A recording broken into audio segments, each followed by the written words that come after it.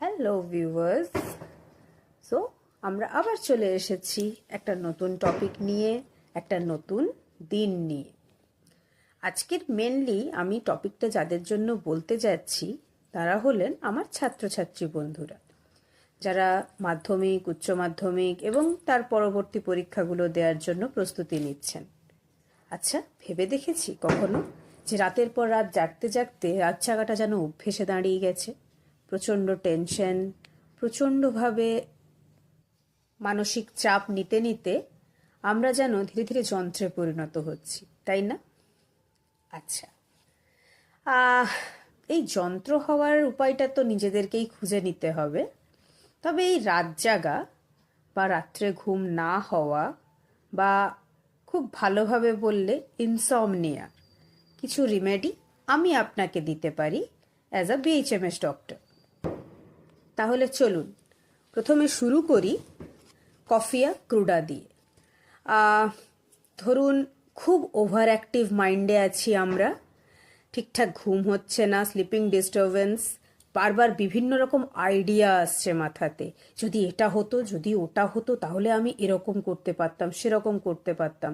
এটাকে আমরা বলি স্লিপ ডিস্টার্বড বাই আইডিয়া বা mental hyper activity, very sensitive two noise.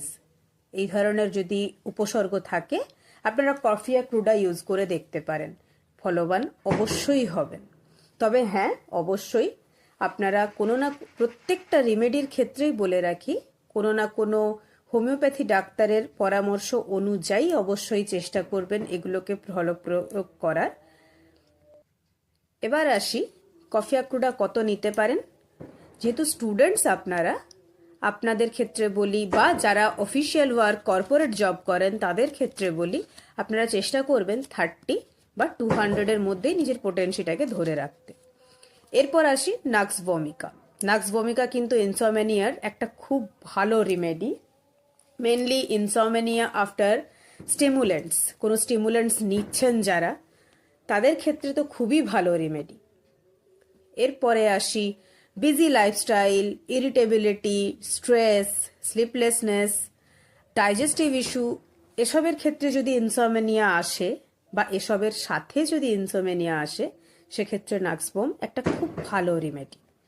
নাক্সবম 30 আপনারা ট্রাই করে অবশ্যই দেখতে পারেন। এরপর ইনসমনিয়ার খুব ভালো একটি রিমেডির মধ্যে আমি আপনাদের বলবো অবশ্যই ক্যালিফস। Nervous exertion, mental fatigue, over স্ট্যাটিনের বা ওভার স্ট্রেস